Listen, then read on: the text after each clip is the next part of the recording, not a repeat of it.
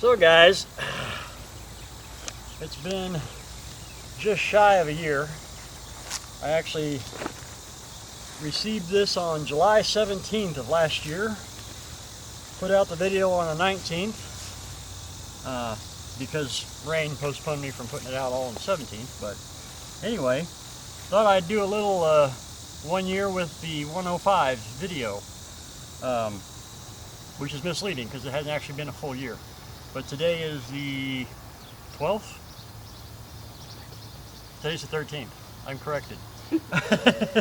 But today's the 13th of July, so we're pretty close to a year. And I haven't started it. I just took it off the shelf in the shop. It hasn't actually been started in about 2 months. And I'm going to fire it up, and we're going to cut this little dude up. And if all of my adjustments from the last time I used it hold, then that means it should cut just fine. You'll see. I'm not running the original chain that came in the video, in the unboxing video. This is now a Grandberg milling chain that's on it. It is the original bar. I have not bought a sprocket tip bar, which I thought about doing. Let's see, what else can I cover from the last video? Let's see. It's a 404 pitch, and in the video I stated it was a 3/8 pitch. It is not. It is a 404 pitch. Found that out by ordering the wrong chain from Grandberg, and so when I got it I had to send it back, and they sent me a new one and all this good stuff, so that was lots of fun. But got it all straightened out and got my new chain. The problems with the clutch, gone. Ever since I cleaned it, it's fine. Tuned it up. I've put out several more videos besides the unboxing of it. So, I mean, you can go back through my video list and actually look on the chainsaw stuff playlist. And there's a whole gob of videos about chainsaws. This one's in there probably 4 times-ish. This will be the 5th one, I think. So, anyway, what else would I want to cover? Oh! One of the reasons it was cutting so poorly in that video was on that very first cut. What was making the clutch slip was that it had snagged a nail and dulled the chain. And I did not realize it until much later. So that is why it cut like dog turds when it was making those that last cut. So yeah, dull chains don't cut worth a crap. But this time, I know the chain's sharp because I just sharpened it. I haven't started it, so if it starts, this video will continue. If it doesn't, it might end there.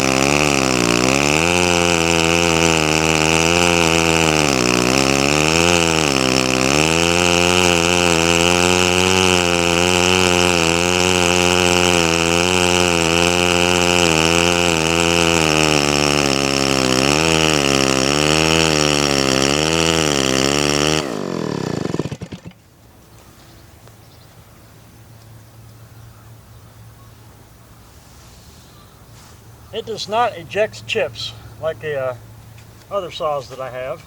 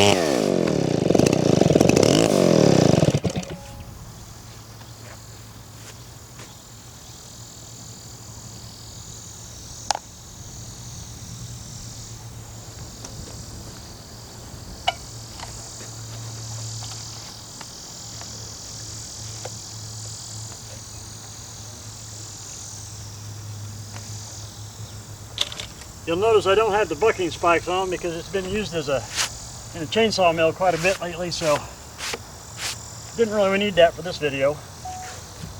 But that is a nice piece of walnut. And for those naysayers that said the elm was rotted in the middle, this ain't. Now, granted, this is a low RPM saw. These are made to run max about 8,500 RPM. I think I've got this one set for like 82. But it pulled that blade, that bar, through, I don't know, I think this is about 38 inches long, maybe 40, the whole time. You know? I mean, granted, it's going to bog a little bit, but even my G660 will bog on this thing. But it went right through. And for those that are wondering, I actually have use for this wood in an upcoming video. So you'll have to subscribe and see what that's going to be about. Let's take another slice.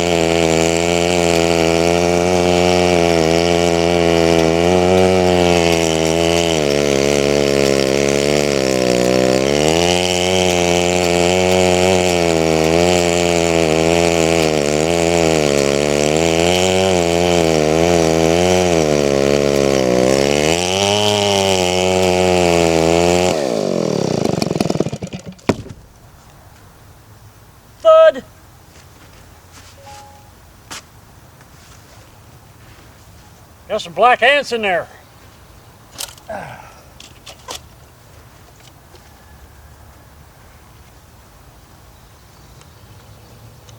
Well, it definitely cuts noodles. Lots of noodles.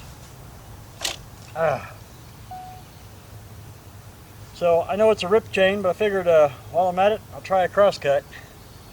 So let me flip some logs around here and get it set up so I can.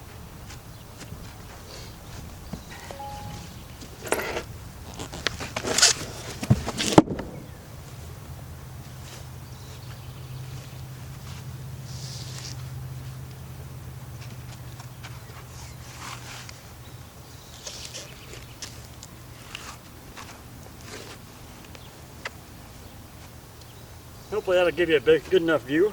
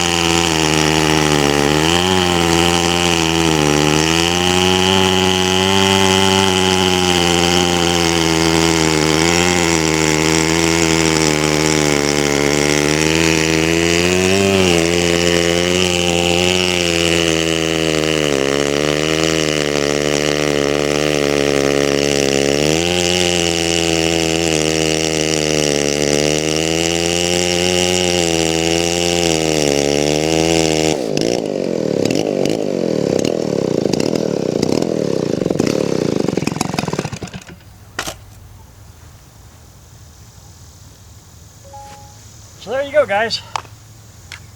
It does it. It does everything that it's supposed to do. Granted, it's a low RPM saw, so it does it a little slower than some of the other more modern saws.